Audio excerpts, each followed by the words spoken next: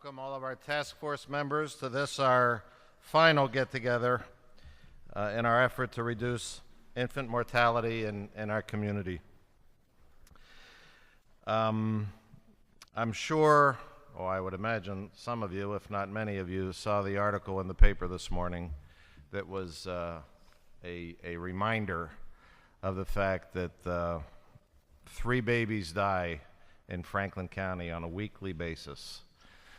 And it just, I get chills thinking about it, but it's the reason that this group got together, it's the reason this group stays together, and it's the reason we're going to finish up today with a set of recommendations to get that turned around.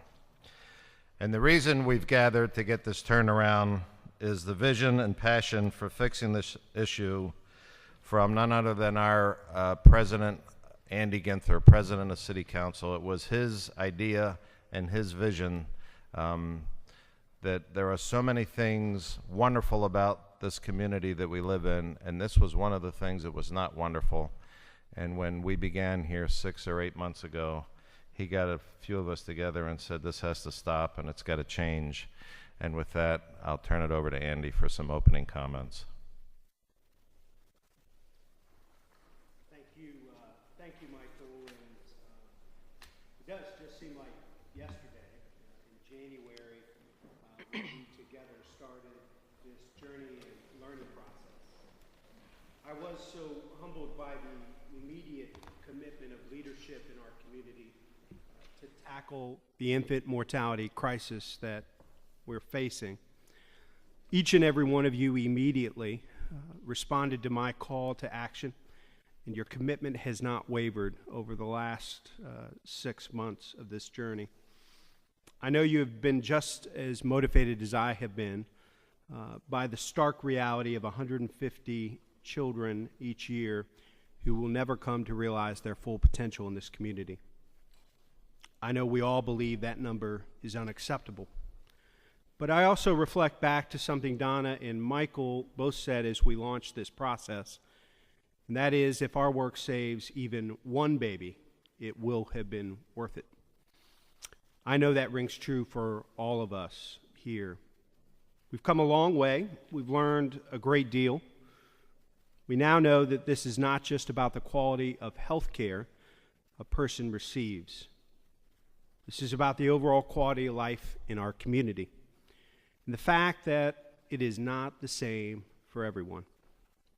Our disparities in infant mortality are a reflection of the larger social and economic inequities.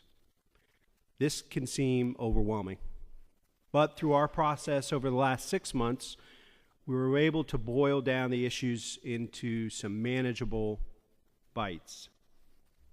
We have a plan before us that reflects the complexity of the issue, but does not let the complexity get in the way of action. In a few minutes, we'll go over the recommendations and talk about ways that we can all support implementation and also engage the broader community. But before we dig in, I do want to take a moment to recognize the leadership and effort that brought us to this day. The development of this plan and support of this process would not have been possible without the sustained and focused commitment of all of you as task force members, the leadership of our outstanding co-chairs, Michael Fiorelli and Donna James, and support from our honorary co-chair, Ohio First Lady Karen Kasich. Please join me in giving them a round of applause.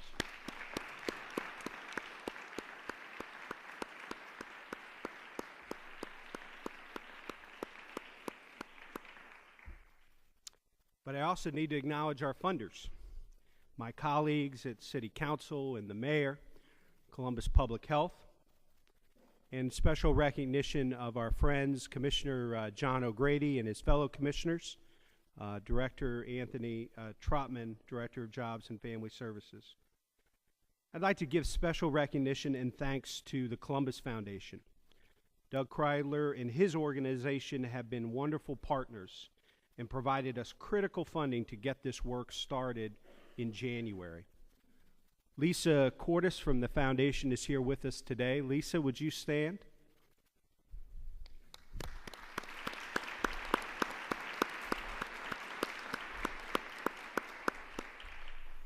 Lisa, thanks so much for your support in this process and also for launching two projects that are central to our work. A local safe sleep campaign that is just getting started, and a fetal infant mortality review process that will provide critical insight as we implement our plan. I've been honored to be part of this process, thrilled to be with you as we conclude the first chapter and begin our next phase of work together. Thank you. Good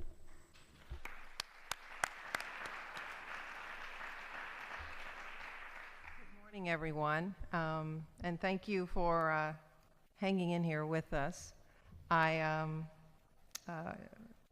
It's not only been a privilege for me to work alongside Michael and President Ginther, but it's also been a privilege to work with all of you. I was talking with Michelle when we were over at the break table, and she said, "Boy, you have to be excited about today," and I am. And it reminds me when I ran track in high school. Yeah, it's a long time ago. But I still have that feeling right before a race, right as you're getting ready to step into the blocks. You know, I've got my track shoes on, I practiced, I got my eye on the goal, and I have these butterflies, but they're butterflies of energy. The adrenaline is starting to pump, and that's how I feel. The only difference is I ran short distance, and this is going to be a long one. I did some distance, that 100 dash, and then the 400 meters where you had to do the baton handoff. And I think we're going to do a lot of baton handoffs as a part of this as we move forward. So I'm going to stick to my track analogy. You come up with yours because it's going to be a team race, and we're going to win individually and collectively. So yeah, Michelle, I am excited. It's that nervous energy that you get when you're about to do something great and you're ready, and I think that's where we are. I know I speak for all of you, hopefully, in gratitude, not just for your leadership, but the leadership that President Ginther pointed out. But I want to take a quick moment and thank some people who are in this room that have been working on this issue for 20 years or more and probably said, "Oh my God, here we go again." I want everyone sitting around this room to please stand, because many of you, I'm serious, I want all of you to stand up. I know you have been working on this issue. Yes, you, yes, you, yes, you, yes, you. They're all sitting there like, she can't be talking to me. I am. So you can continue to be humble, but I would like the task force to give all of you a round of applause, because you have been working on this for quite some time.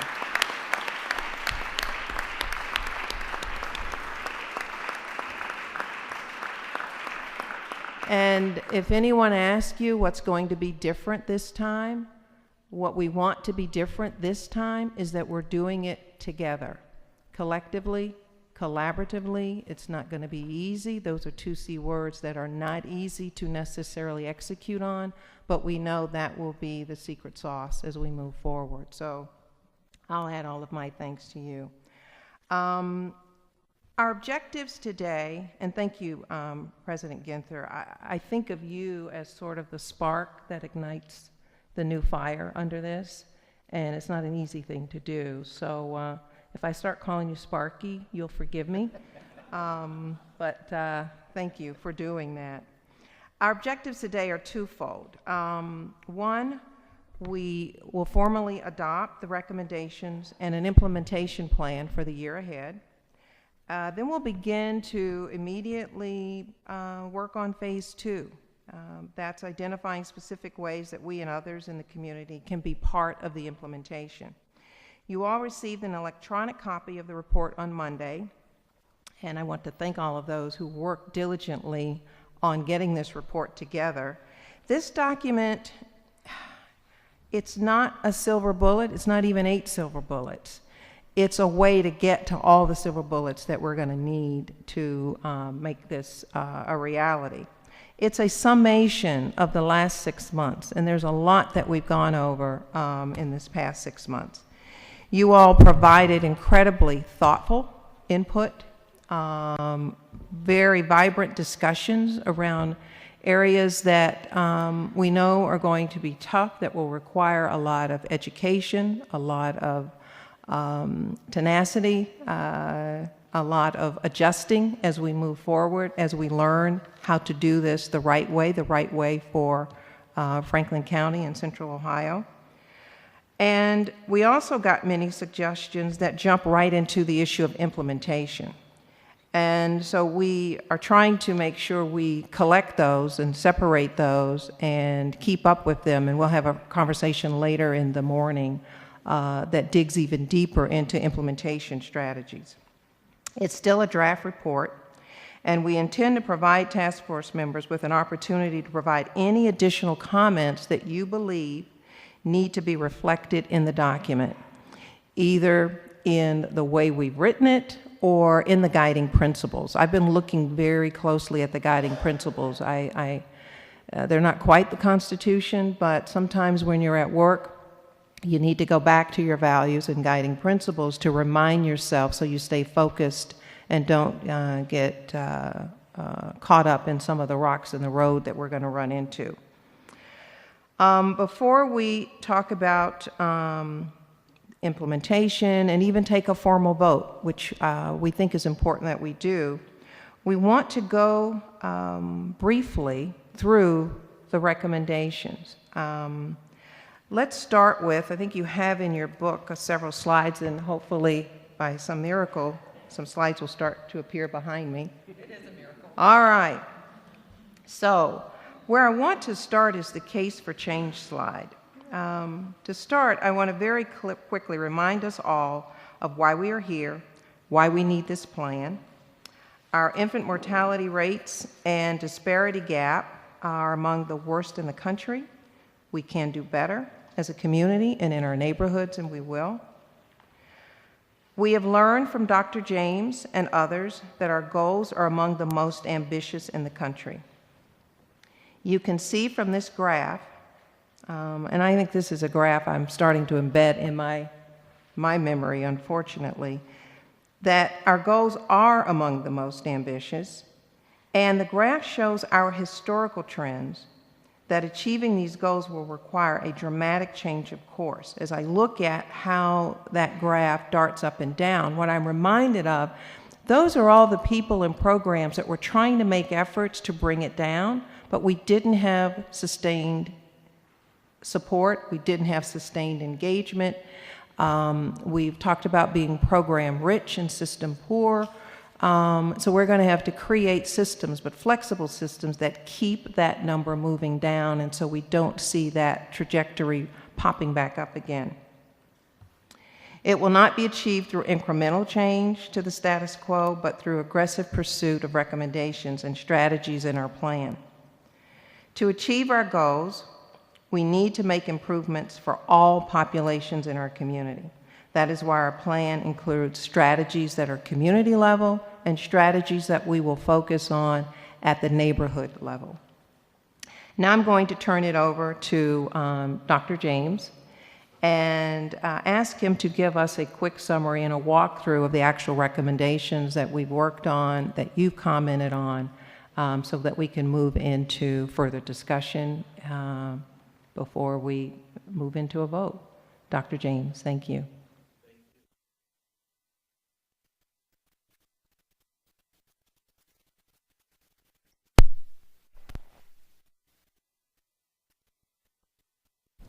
Next slide. Great. Well, I guess I wanted to digress a little bit before I start with the slides. June 13th, so what is that, about 12 days ago?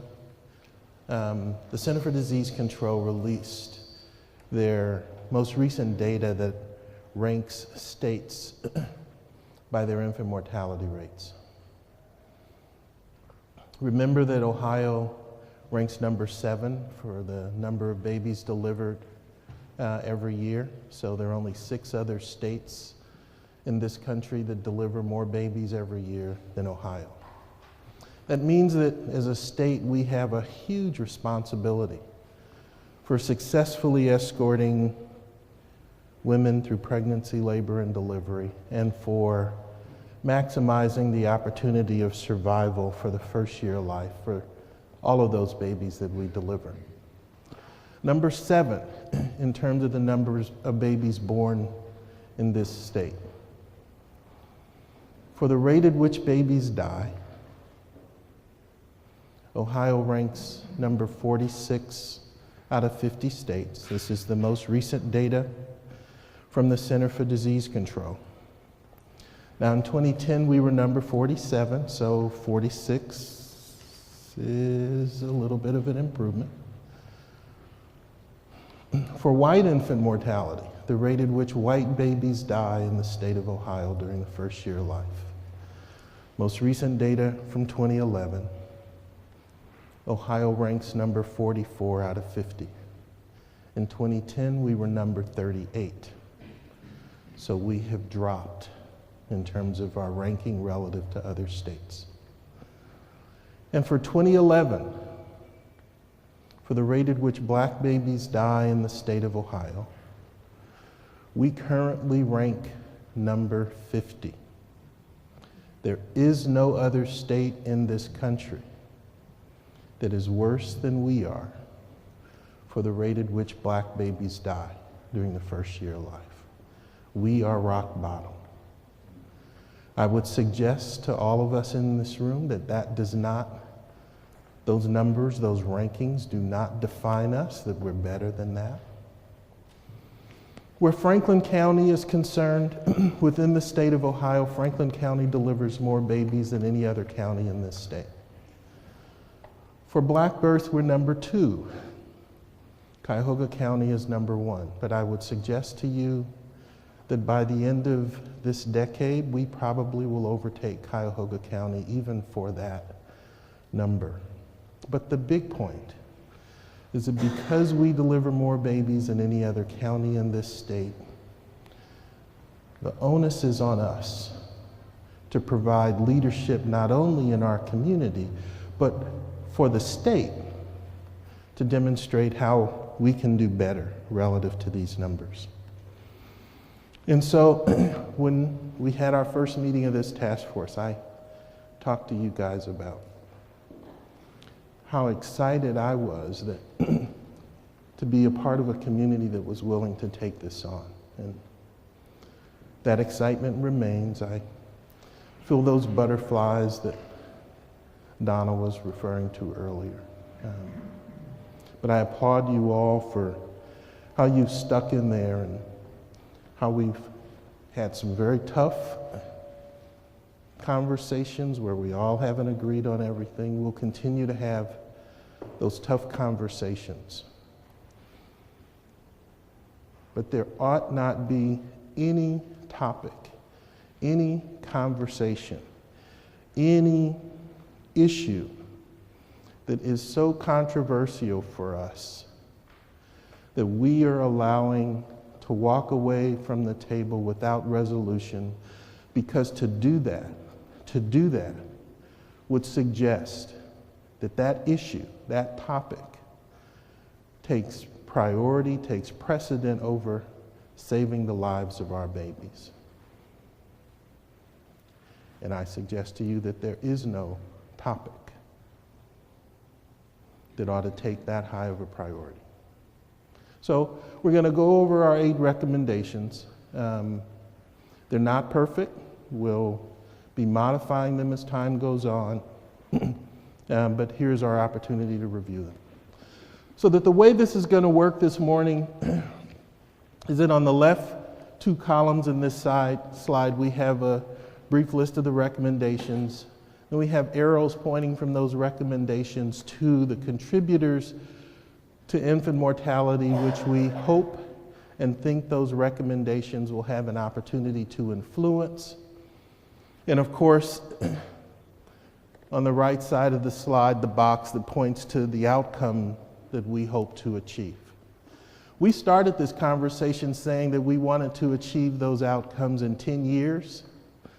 President Ginther, despite how aggressive that would be, said, no, we need to do this by 2020. So the timeline has shortened. The goals have not changed, but it means that in implementation that we have to work that much harder in order to accomplish these goals within the time frame that we've set for ourselves. Next slide. So we'll start with recommendation number 1. To improve the social and economic conditions that drive disparities across our community and our highest risk neighborhoods. There are a lot of people who say, well, what does that have to do with infant mortality? And part of the way that I like to describe it is the following. We're not just looking to improve infant mortality. Remember, we talked about how infant mortality is one of the most sensitive measures we have for the quality of life in our community. This is not just about decreasing the rate at which babies die. We're not just going out to improve infant mortality, but we're going after all of infant mortality's cousins as well. Poverty, racism, underperformance in school and dropout rates, high crime neighborhoods, increased incarceration rates, all of those things, and a myriad of other issues also contribute to this behemoth that we're trying to control. And we don't control it long term unless we also address what we generally refer to as the social determinants of health. So, especially where we talk about the differences in racial birth outcomes, those social determinants drive those differences. This is not to suggest for 1 second that we don't also need to make significant improvements in terms of our clinical care. We certainly do. But if we want to eventually eliminate this disparity in birth outcomes, then we also have to eliminate the differences in the quality of life for different groups in our community.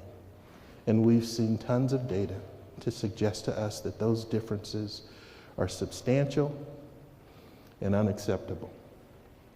So we've identified 8 neighborhoods that we call our hotspots, and we want to concentrate our effort in those 8 neighborhoods. Now, I want to clarify that for a second, because that doesn't just mean that for all of Franklin County or for all of Columbus, we're only going to be working on this in 8 neighborhoods.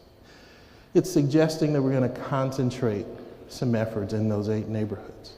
But we want to blanket our community with opportunities, increased opportunities to keep our babies alive. So this is an entire Franklin County endeavor. But there are some places that are especially high risk for poor outcome. You can see the second bullet there, that in these neighborhoods, 1 out of every 3 infants in our community die. And so we need to change that. So in year 1, we want to engage and mobilize those communities and align our resources to improve those social determinants. You can see on the right side of the slide then how this relates to our key drivers and what our matrices are for the first year. So within the first year, we're challenging ourselves to decrease the disparity. Within the first year, we're saying we want to improve neighborhood level results on our report cards and to increase neighborhood level improvements in the key social and economic contributors. Next slide. Recommendation number 2. Improve women's health before pregnancy. Traditionally in our state, if you are poor, get pregnant and you don't have insurance, what's happened in the past is that you apply for Medicaid. Medicaid takes 6 to 12 weeks, depending on where you are in the state, for approval. And then you call around and find a clinic that will provide your prenatal care. That means that we've made it pretty challenging, particularly for poor women, to initiate prenatal care in the first trimester. And we've made it challenging in this state, even though there have been mechanisms available nationally since 1986 to do away with those hoops that facilitate starting care earlier. We call that presumptive eligibility, and though available since 1986 nationwide, it's just become available statewide in Ohio this month. It's one of the reasons that Ohio does so poorly relative to other states, but Ohio, like Franklin County, is realizing that we have to remove some of the barriers, some of the obstacles, some of the hoops that place families at increased risk for compromised birth outcomes.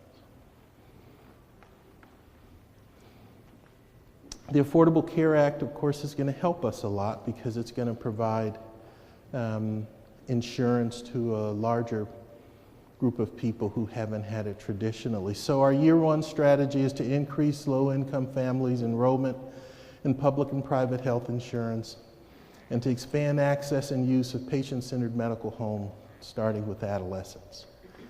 If we look at our key drivers, then we expect these interventions to influence both prematurity and disparities. And in year one, we want to demonstrate that we've increased the number of women of childbearing age with health insurance and increased adolescent preventive visits. Next slide. Improve reproductive health planning. If we take the last century, from 1900 to 1999, in the United States, our life expectancy improved during that 100 years by 35 years. Life expectancy improvement the last century in the United States by 35 years. And when the Center for Disease Control took a look at what was responsible for that increase in life expectancy, they put together a top 10 list. And included in that top 10 was contraception. Because for women, it meant that they could control when they had a family. That meant that they didn't have to interrupt education. They didn't have to interrupt career plans until they wanted to. That meant an increase in earnings, an increase in quality of life that contributed to the increase in life expectancy. So why would we do anything that denies poor women access to that? Now, I know not everybody is in agreement with this whole issue of contraception. It's one of those conversations that we will continue to have. Those who don't use birth control are at increased risk of their pregnancies being spaced closer together than is recommended. And pregnancies that occur closer than 18 months apart are associated with an increased risk of preterm birth, low birth weight, and infant mortality. So, year one in this strategy is to emphasize the reproductive health planning in prenatal and postpartum visits and to increase access to safe and effective methods of preventing pregnancy. We expect that in terms of our key drivers to influence prematurity as well as the disparities that we see. And in year one, the matrices that we will measure are safe spaced births and teenage pregnancies. Now, as we conduct this conversation in our community, we have to be respectful of everybody's perspective. We always have to remember that for any of the conversations that we have. But as I started out saying, there is no topic that ought to take priority over saving the lives of our babies. As an African American, I can tell you that one of the most difficult conversations that I have to engage in is this whole issue of racism. Nobody wants to talk about it. I don't want to talk about it. But to the extent that it contributes to compromised birth outcomes, it compels a conversation. What does that have to do with birth control? We can connect some dots, but my point is that even for that issue, we have to bring ourselves to the level of conversation and talking about it to do what's best for our babies. Where this issue is concerned, we have to do the same. Next slide. Improve prenatal care systems and supports for highest risk families. That's an area in our state and in our community where we can do better. We can do better in terms of home visiting. We can do better in terms of clinical care. We can coordinate what we do immensely better than we do now. And I think that there is data that will demonstrate to us that by doing so, that we can improve birth outcomes. 1 second to talk about the data. Because we often talk, and you'll see this language in the report, about doing things that are data-driven. The term that I like to use here is that for this effort, we want to do things that are data-informed, but that are community-driven. And that's what's so important about us and this whole conversation we've been having over the last 6 months. So for this issue, we learned that 30% of women don't receive prenatal care in the first trimester, that whole presumptive eligibility issue that I mentioned. That our overall prenatal care capacity is adequate, but of course we can improve things, particularly for high-risk women. And in the first year, we want to increase women's early entry into prenatal care, ensure prenatal care access and capacity, especially for our highest risk, and improve coordination of prenatal care and pregnancy support services. And our key drivers, then, we expect this to influence both prematurity and disparities. And in the first year, we expect to see an increase in early entry into prenatal care. Next slide. Ensure the highest quality of perinatal care. Another digression by me. The state of Ohio is blessed with some of the best medical centers in the United States. And within Franklin County, we are blessed with some of the best medical centers in this state. But yet we have numbers where infant mortality is concerned that's embarrassing. So despite knowing that we're good relative to the provision of clinical care, we're admitting, as we take our first big step through this door, that we have to get better. So for our one-year strategies, then, we want to increase progesterone enrollment for eligible women. We know that particularly for women who have already experienced a preterm birth, that the use of progesterone in subsequent births can decrease the risk of another preterm birth.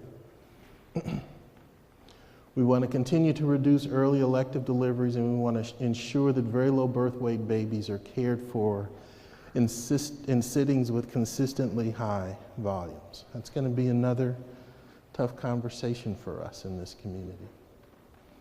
But it's a conversation that we have to have because we can do better by these babies. So terms of our key drivers, we expect this to influence both prematurity as well as the disparities, and our one-year matrices are to increase progesterone therapy for eligible women and decrease elective deliveries, early deliveries. Next slide. Number 6 is to reduce maternal and household smoking. We know smoking both contributes to an increased risk of preterm birth, an increased risk of low birth weight babies. Smoking postpartum in a household increases the risk of sleep-related deaths.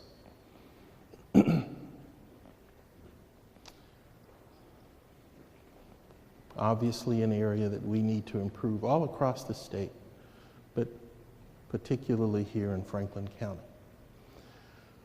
Our planned impact on this then in terms of our key drivers, it's really across the board. Sleep-related deaths, prematurity, infant mortality, disparities, it influences them all. And our metrics is that we want to measure is to increase the percentage of smokers who quit during pregnancy and postpartum. Next slide. Promote infant safe sleep.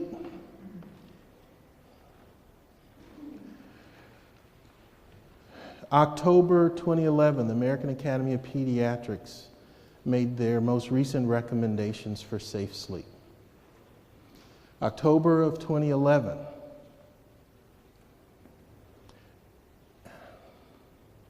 I'm not slapping us on the hand, but it says something about us as a community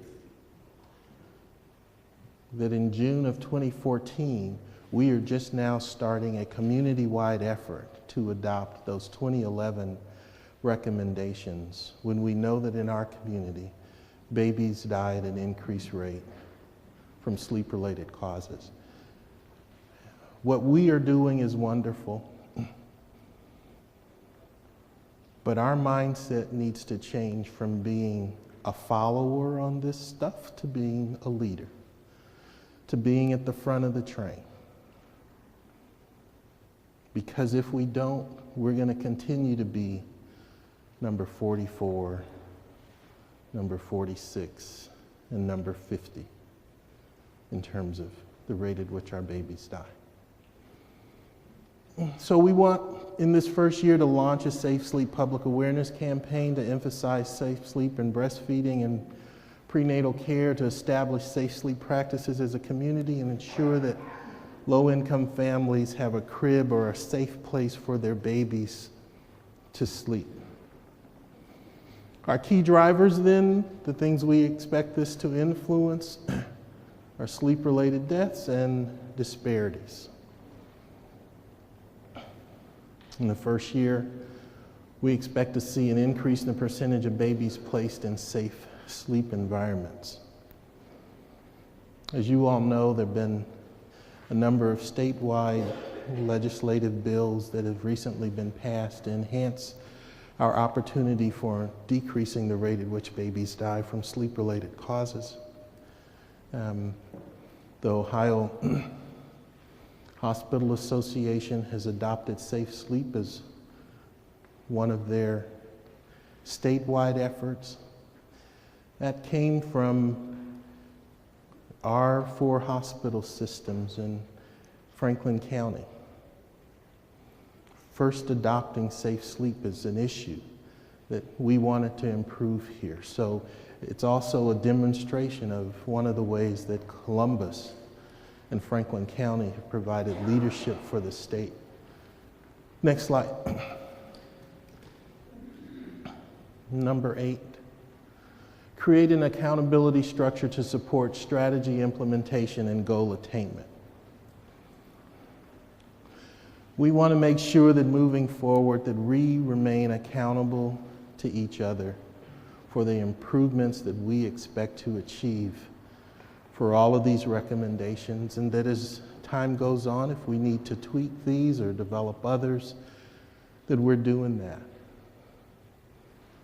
And there are a myriad of things then that we're talking about to help us improve that. The dashboard that has been created, that there'll be the development of an executive committee that we report to and that will hire a director to lead our community.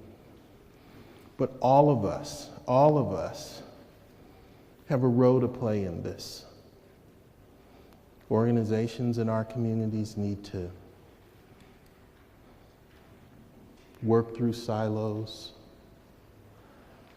People at the grassroots level need to stop waiting for City Hall to tell us how we make things better. We need to get involved and all work together. To accomplish those goals means that everybody's going to have to roll up their sleeves if we're going to get this done. This is our last huddle. After this, it's time to execute the place. So thank you very much for my portion of the meeting.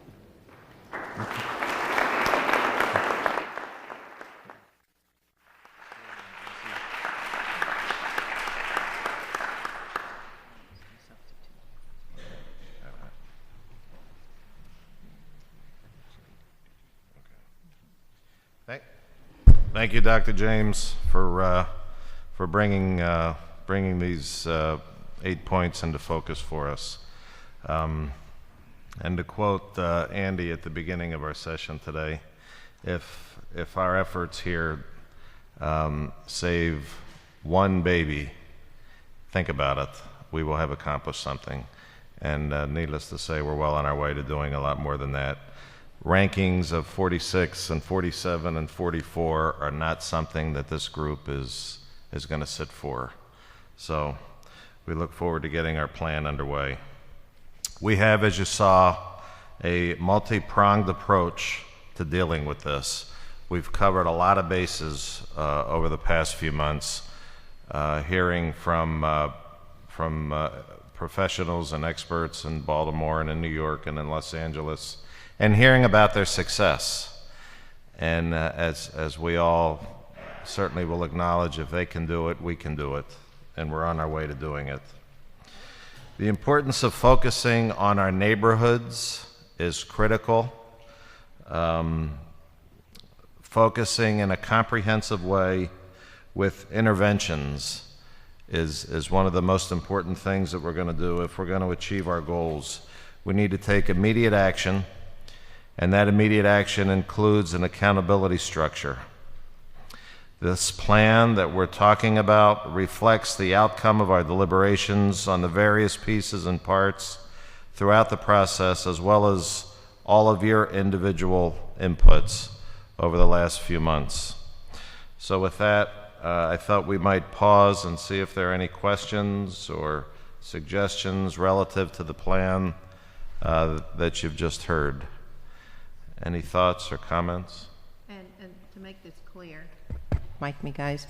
We do want to hear from the task force members. You provided us with feedback that got us to some of the wording that we have.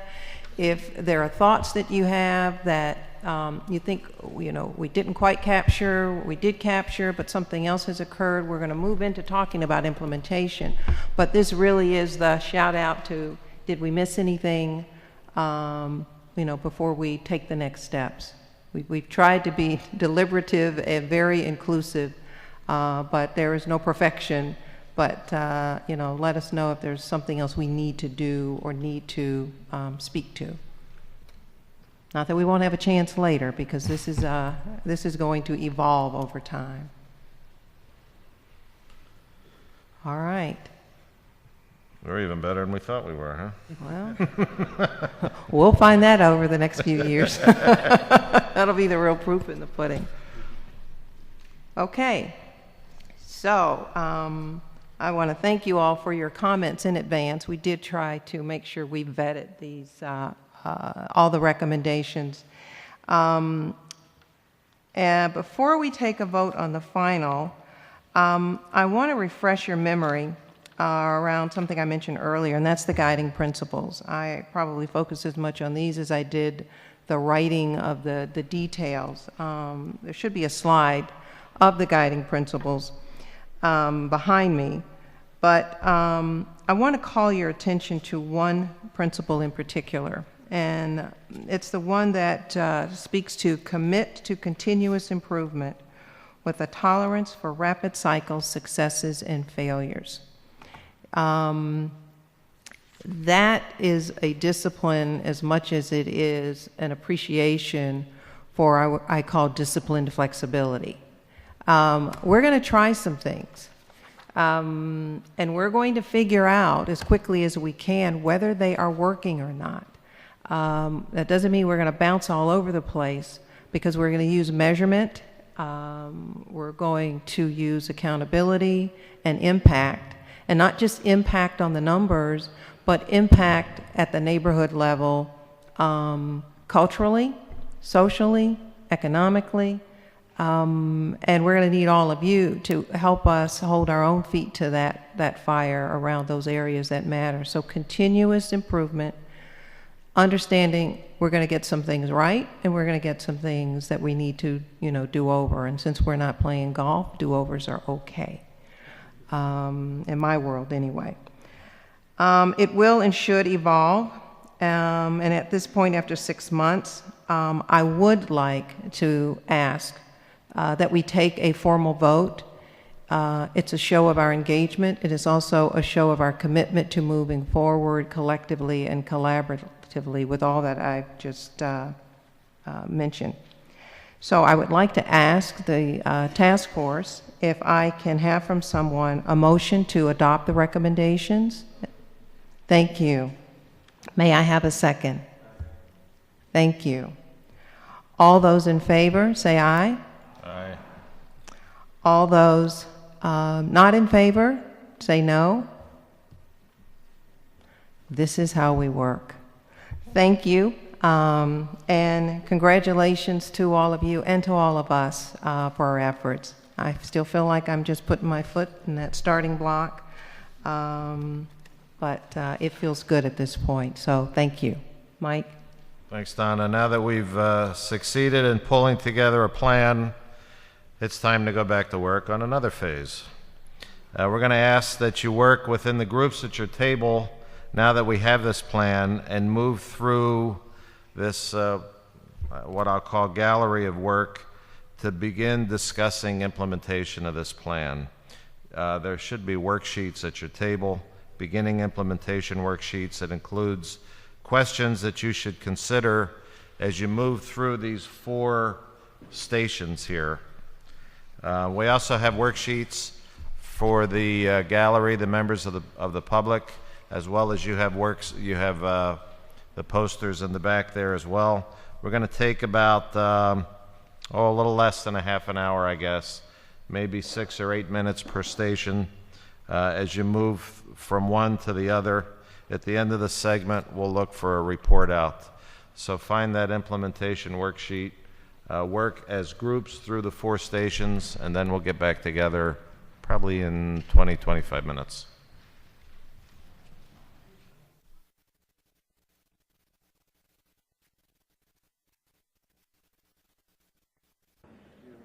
Identifying implementation ideas.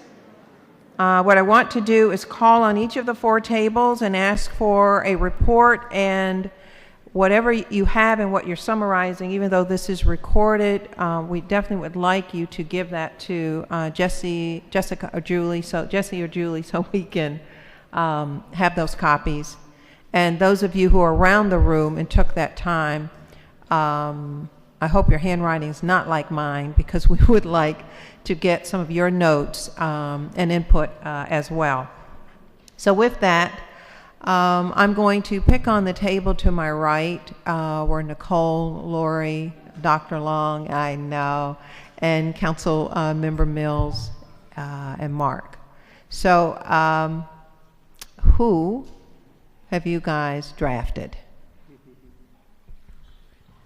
No draft this time. It's going to be. Are these? Oh, it's going to be Dr. Long again. Okay. Well, I'm going to be joined by my esteemed colleagues. We actually had a very good conversation about the continued commitment, both personal and professional, from each of the members of our table. There is a lot of that, and so it's no doubt that people have both been touched by these issues, but also recognize that they are so connected to other issues in our community that both they personally and professionally feel strongly about. Nicole said, I want to be involved and provide either leadership or support in a couple of different areas. I won't name them for her, but that it is definitely a connection in some of the work that her organization, similar to Mark's, that there's other aspects of this that clearly connect to improved educational attainment. We talked a lot about infant mortality. There is still lack of awareness and the need for continued both education and advocacy, but also in how we frame the issue and its connections that many women, especially in our vulnerable neighborhoods, have so many different priorities that they're trying to focus on. And so to meet women and families where they are and be able to support them with both information that helps them on their priorities, as well as addresses the issues that would support them in having being healthy before being pregnant, being healthy during a pregnancy, and obviously having a healthy infant. So meeting moms and families right where they are. So again, this table was very committed to advocacy, to continued education, to moving forward, to continue to be involved in multiple different aspects and recommendations here. And felt that, again, the importance of moms and girls in being educated, as well as community leaders and other stakeholders, that we can't believe that our work is done. Anything else? Okay. This may sound like the last day you have to speak, but we've got years to hear from you, so we expect that to continue. I'm going to go to the back of the room, and where Michelle Mills, I'm sorry, never mind. Thank you. And I'm not trying to draft you to be the speaker, but you're just in my line of sight. Oh, she's drafted. I got drafted. The chief says you're on. Yeah. She has a gun, so I'm going to do what she says. So I think we didn't do the assignment, but I think we did good work. So I'm going to talk about the work we did. Good. First thing we wanted to talk about was, we haven't talked a lot about is fatherhood and how fathers are an important component and that we need to bring fathers in. And, you know, Anthony pointed out that sometimes what we bring fathers in for is just child support, and that's kind of the beginning and the end of it. And really looking at how do we more fully educate, engage fathers in the task of decreasing infant mortality. Good call. We asked ourselves questions about where we could get some really big bangs quickly, such as where are there concentrations of women of childbearing age? As we like to look at all these recommendations, many of them really have to do with getting to women who are of childbearing age. And so really thinking about that and focusing on it. An idea that's worked in other communities is this thought of advocates in these hotspot communities. Who are the official and unofficial leaders and advocates in the community, and how do we get them fully engaged in the work of decreasing infant mortality, including identifying women who are pregnant or going to become pregnant, helping connect them to resources, and even coming to different kinds of appointments with them. Also, thinking about the idea of how do we put together, not a one-stop, but how do we make things which are going to be helpful to women experiencing pregnancies have healthy babies. In other words, we know healthy food is important. We know smoking cessation is important. How do we put those things in one place so that it's easily accessible? And we may want to think about that in terms of those hotspot neighborhoods. We have to address the issue of contraception in our large school systems and the lack of it and the lack of it being provided. We have to get real about that and know that teens are much more likely to have babies that die, and we need to directly address it. Thinking about our congregations and our religious, how do we start a larger discussion among all faiths, especially having all faiths at the table, many that represent faiths that may not particularly support some ideas around contraception. How do we begin to have a discussion about that and what that means and moving that forward among our clergy in a much larger setting? In some of the clergy groups that are meeting, they're having the discussion, but there's some maybe big religious parts that are missing. talking about marketing of our prenatal services that are already available, really being specific about comprehensive services and marketing those so that folks know they're available. We had some interesting discussions about things, folks that are right this minute working diligently in the work and are involved in the work and may not know about programs that are currently available that could help the people they're serving. We need to really consider this backbone organization about accountability and making sure that the accountability is not just to the folks that are maybe on the executive committee or on the board, but to the community, completely to the community. And then asking organizations currently working on this issue in the community of these recommendations to get a commitment specifically from them of exactly which recommendations they're going to tackle and what it is they're going to try to accomplish. So to really ask for that and then measure those results, and then funding should follow, whether that's going away or going to. So that's what we came up with. That's pretty good, very comprehensive, thank you. We're going to go to the back of the room on my left. Dave? So we had sort of 4 different thoughts that I'll try to talk about. First dealt with focus, the hot spots. If we're really going to move the needle, we're going to have to focus on those areas where we have the greatest risk, which means we're going to have to move resources around from other places to those areas or create new resources to help deal with that. The 3 of us each came to it from our own perspective. I, from the healthcare system, we may need to move some prenatal resources around. We may need to be a little more diligent for those people that we touch and getting them in a health plan so they can make a difference. So I think there's a willingness on the part of the healthcare community to do that. I will get back to that. Secondly, Reverend Little, we all talked about the churches, because if there's an instrument in these neighborhoods, we ought to focus on those churches who are most impactful on those areas. There's a message that can be delivered, there's an organization there, and there's an infrastructure that could help. So I think the churches in those hot spots should be something that we think about a lot. And then from the county, there are agencies that do this work. And John was saying, maybe the agencies need to reprioritize some of their resources and assets to deal with these hot spots. And we can play that song several times. Secondly, we talked about governmental policy. There are some governmental policy that gets in the way. So for example, Medicaid policy says those of us that deliver babies, I don't, but our doctors do, thank goodness, that we are unable to have long-term contraception counseling at the time of birth. That is a Medicaid policy. That's something we should deal with, because if there's ever a time when you got when a woman is thinking about this, it's at the time of birth.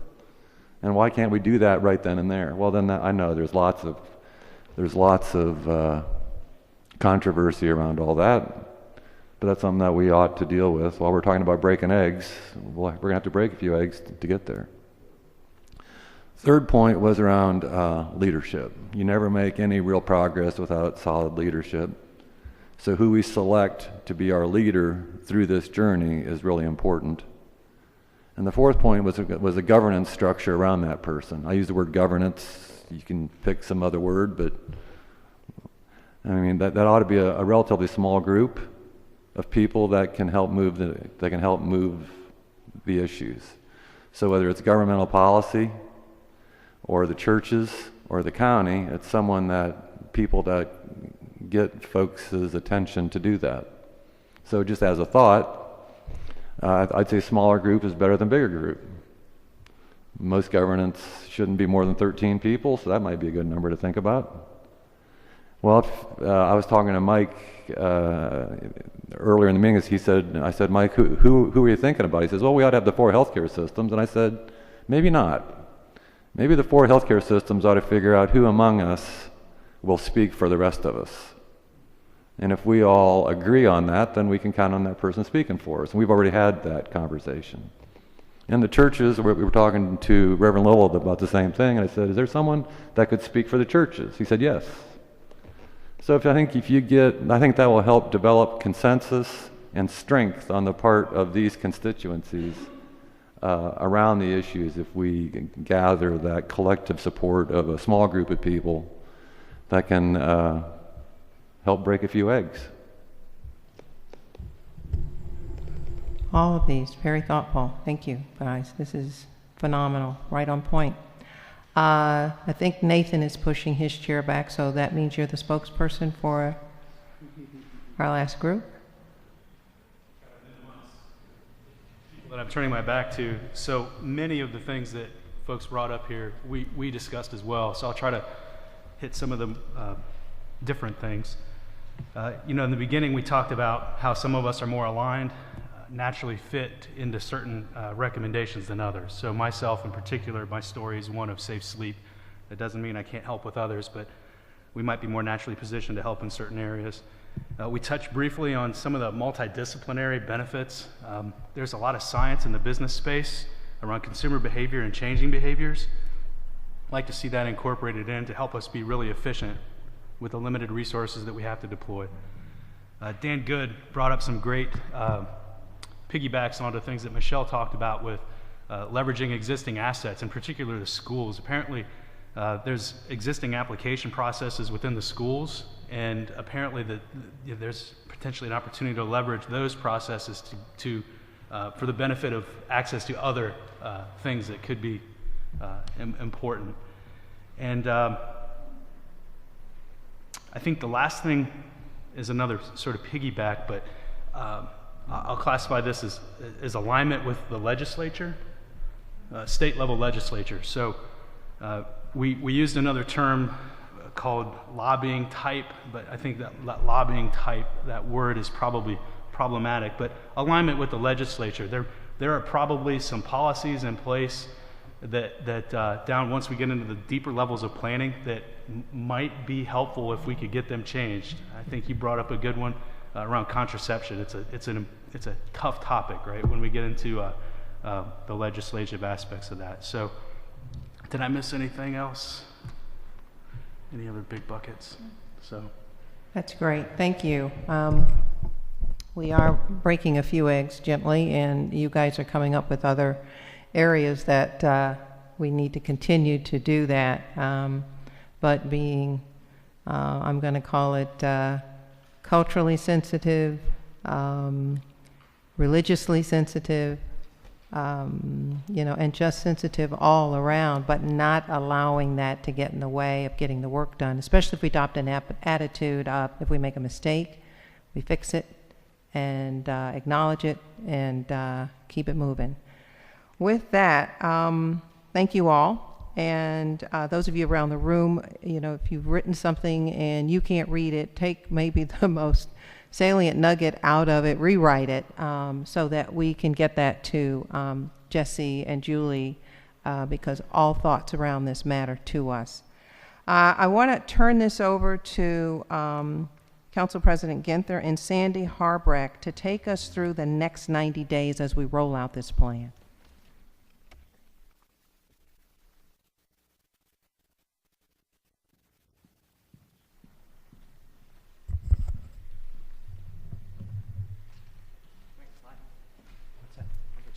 Oh, great.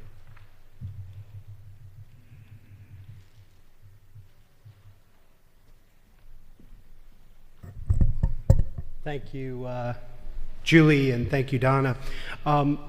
Just real quickly want to acknowledge a couple of other folks and their contributions as we get into the next 90 days, because the commitment I made to each of you in asking to serve on this task force, and any of you that know me well, this is not going to be a set of recommendations that's going to sit on a shelf. We are fully planning and engaged in looking at implementation, and are going to take the feedback you've given us today as we put those plans together moving forward. So we appreciate that engagement. But I do want to recognize a couple of folks. Dr. James and Dr. Pat Gabby, if you would stand and let us recognize you for all of your commitment as our experts in residence.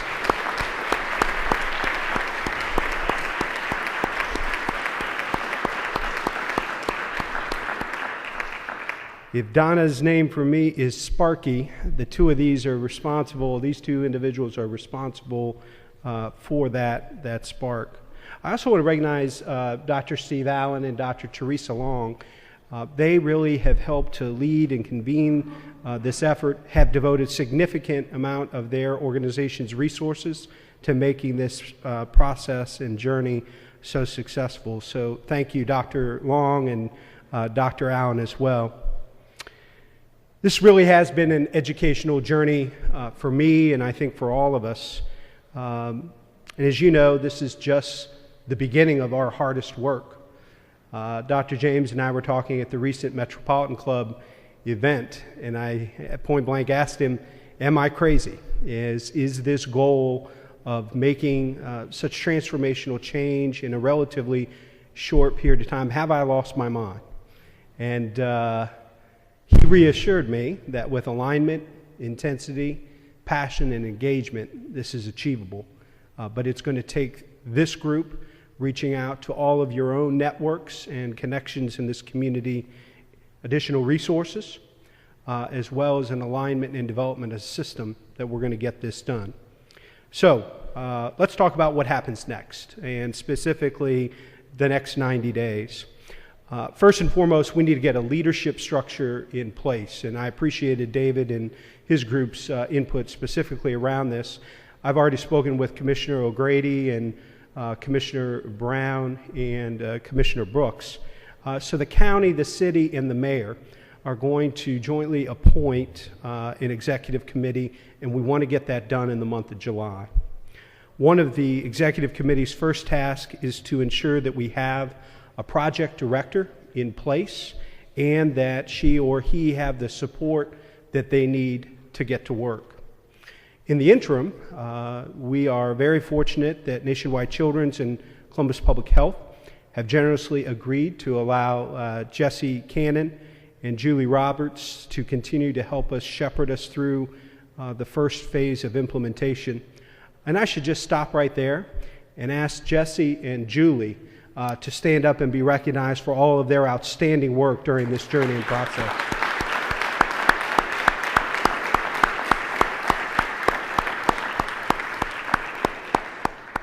They've been instrumental and phenomenal resources for me, the co-chairs, and I hope to you as well. So Jesse and Julie will be reaching out to the lead entities amongst all of these strategies to share a toolkit to get started with that work. We hope that each entity can use the next 3 months to develop a specific work plan for their respective year one strategies and identify the resources necessary to accomplish the work. The commitment I made to all of you, you give me a comprehensive, community-based strategic plan to meet these goals. My commitment to you was to go help find the resources and align the resources to fund the work. We also begin to look at our deeper neighborhood level work in coordination with our government agencies, in particular to identify resources that can be targeted in identified neighborhoods in the coming year. One of the most striking things in the briefing that we had with Mayor Coleman just a week or two ago is looking at our hotspots map that the Kerwin Institute was so generous in providing for us. And he said to me, that map looks very familiar to me. That's a map that looks like there are probably disproportionate amounts of violent crime, vacant and abandoned housing, children and families living in poverty. So the mayor, in his sharing with us, and we will be going back to brief his cabinet in July, is taking a larger look at how we can identify resources and align strategies that are going to impact a lot of things, that impact quality of life in our neighborhoods, which will be a significant contribution to our success.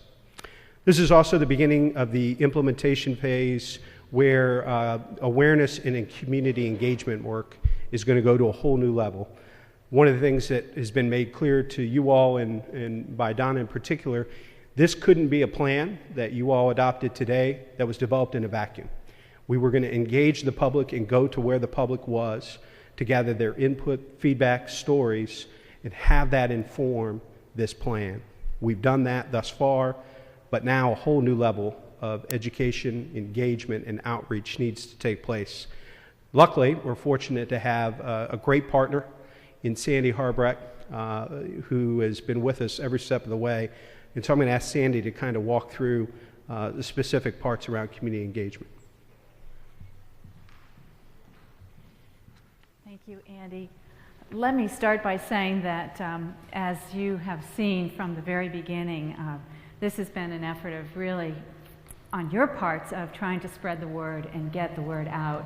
And so I have to begin by complimenting everyone in this room for the amazing ways in which you have been ambassadors and help spreading the word, telling the stories that you're hearing here today.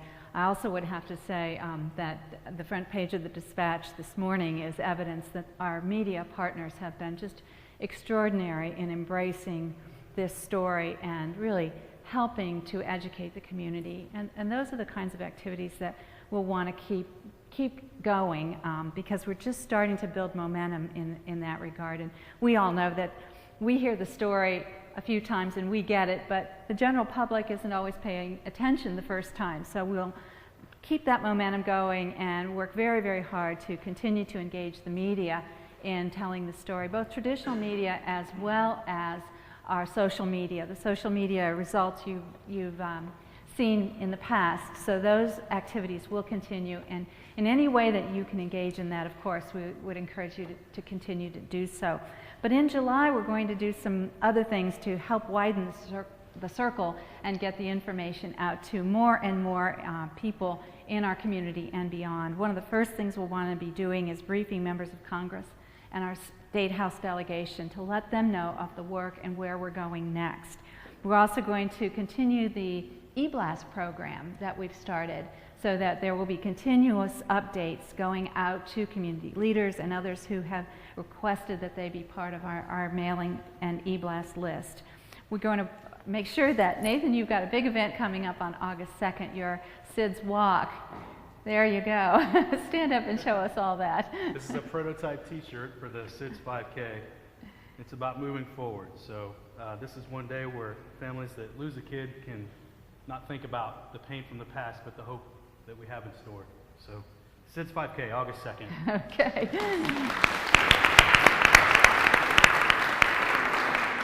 So certainly supporting that effort is very important to us, not only in support of the effort, but the fact that the effort gives us another platform and reason to be talking about this issue.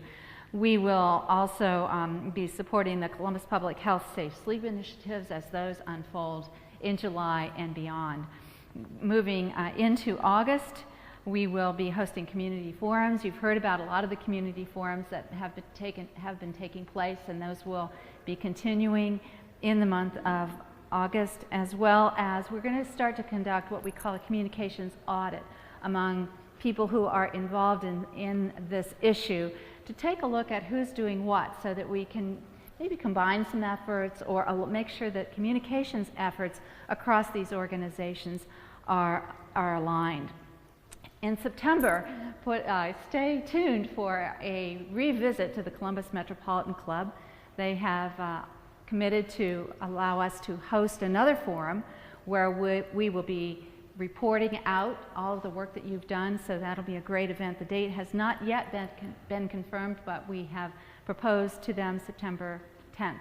So stay tuned for that. We'll also be announcing the members of the executive advisory group of this organization that will continue, as well as the project manager. So we've got a lot of things coming up, and not all of the things that we have coming up we know about or are on the list, but those are a few of the things that we'll ask you to stay on the alert for. So thanks again for all of the tremendous support you have given to the communications team over the last many, many months. We really, truly appreciate it. Thank you. I'd like to recognize Sandy and her partners from Murphy Epson. If you would have thought that 6 months ago we would have been able to raise this issue, put it in the forefront of the community's mind, and have so many different ways to collect information, engage folks in this community around this issue. We wouldn't have been able to do this without you. So Sandy and the Murphy Epson team, thank you for everything you've done.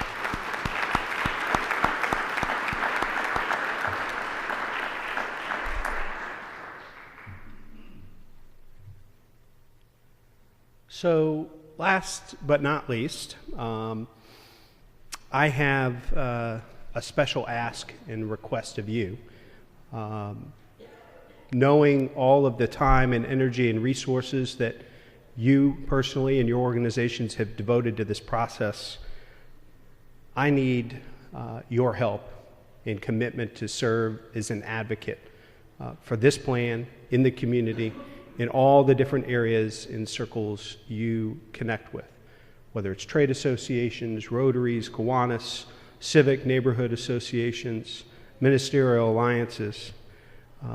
I'm asking for you to communicate with your employees, parishioners, leaders in the community, and certainly the community organizations that you serve.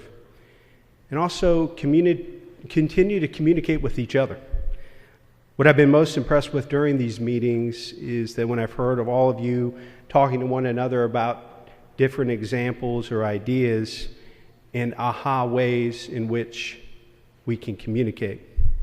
Sometimes simply connecting the dots, speaking of being program rich but system poor, they can make a big difference. And a great example is already underway. It was a connection made between Michelle and Donna and the Ohio Health Wellness on Wheels mobile unit. And now, moving forward, pregnant women that are in the new emergency shelter and other places in the shelter system, some of our most vulnerable citizens at a vulnerable point in their lives, Ohio Health Wellness and on Wheels and the Community Shelter Board have stepped up to figure out ways to make sure those women get the care they need and deserve. So keep talking and keep making these connections because that's the way we're going to continue to move the needle. So with that, I'll ask Michael or Donna if they have any concluding comments, but we have a special celebration we want to bring forward. So in addition to thanking you all because of all the great work we've done together, more babies in Columbus will grow up in our great city to raise families of their own. The work ahead will be difficult, but together we can accomplish our ambitious goals, particularly if we keep in mind that the children of Columbus are depending on us. So as a reminder of what we want for every baby born in our community, I'd like to invite these special guests to come in and celebrate with us.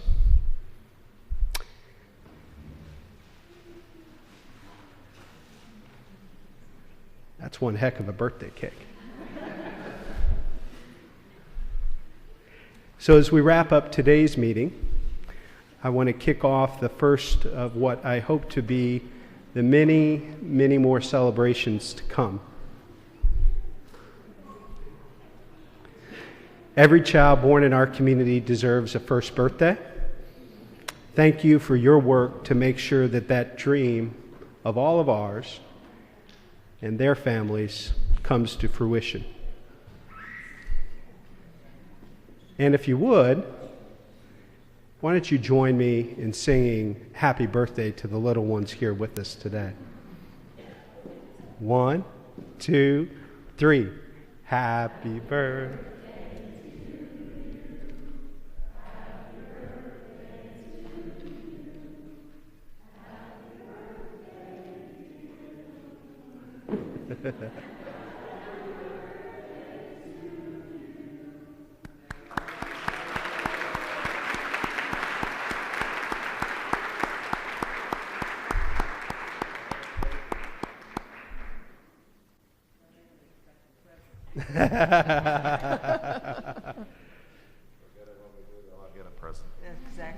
Thanks again for everything you've done to make this process successful thus far. I look forward to working with you to brighten the lives of our kids into the future. Let's have some cake and celebrate.